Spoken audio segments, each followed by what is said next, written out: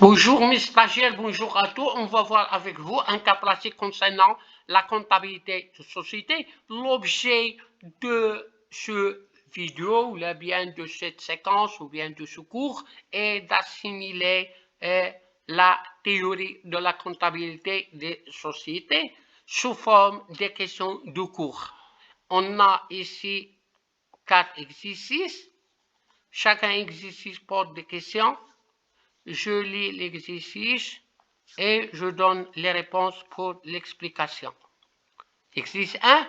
Pourquoi les apports en nature font-ils l'objet d'un contrôle particulier? Préciser les conditions d'approbation de l'évaluation de l'apport en nature dans le cadre de la constitution d'une société anonyme qui fait appel à l'épargne. Vous savez qu'il y a deux types de sociétés anonymes. Société anonyme de façon générale qui ne fait pas appel public à l'épargne et l'autre qui fait appel à l'épargne. Voilà nos réponses à la question. Vous savez que les apports en nature font l'objet d'un contrôle particulier en raison des risques. Bien, il y a deux types de risques, et bien que cette évaluation donne une surévaluation, ziada, et donc ça veut dire non-libéralisation réelle du capital, ou bien sous-évaluation, lésion de l'apporteur par la difficulté de leur évaluation. C'est en fonction de la valeur retenue que détermine les droits de chaque associé. C'est pourquoi on va faire le contrôle.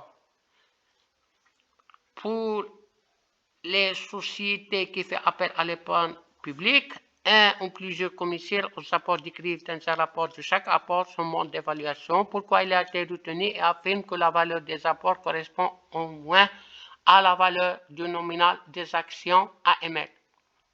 Augmenter le cas échéant des primes d'apport.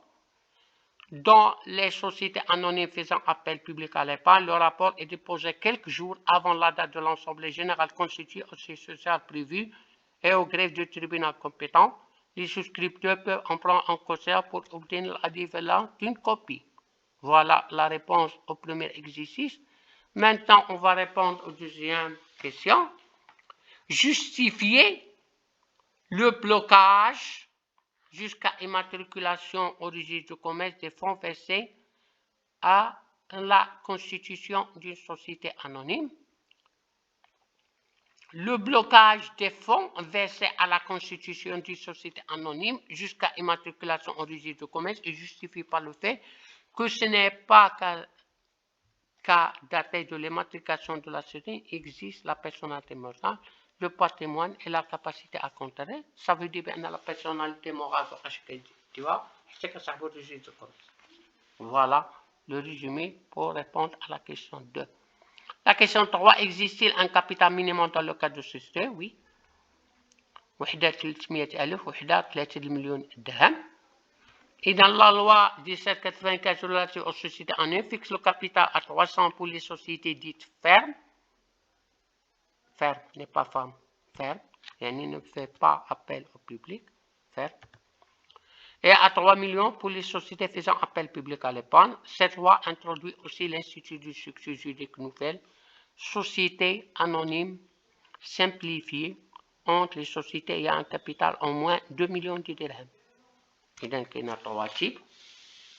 كاين وحدة فير يعني ما كتفيز appel à l'épargne publique، وحدة كتفيز appel public، وحدة 300 مليون درهم، وحدة 3 مليون درهم، وكاينة واحد société anonyme simplifiée اللي عندها الكابيتال au moins 2 millions de dirhams. Pour la quatrième question, on l'a fait. En quoi la société de personnes était plus risquée que la société de capitaux? Mais quels sont les avantages? Et dans les sociétés de personnes, c'est généralement plus risqué en raison des responsabilités indéfinies, sans limite et sans l'idée des associés aux dettes sociales, contrairement aux sociétés de capitaux où en principe la responsabilité est limitée au montant des apports comme le commanditaire d'une société en commandite simple. La plus grande simplicité de fonctionnement, la stabilité de la gérance et leur caractère ferme représentent les principaux avantages des sociétés de personnes. Merci de votre attention et jusqu'à prochaine séance. N'hésitez pas d'abonner pour recevoir d'autres vidéos, n'hésitez pas de poser la question.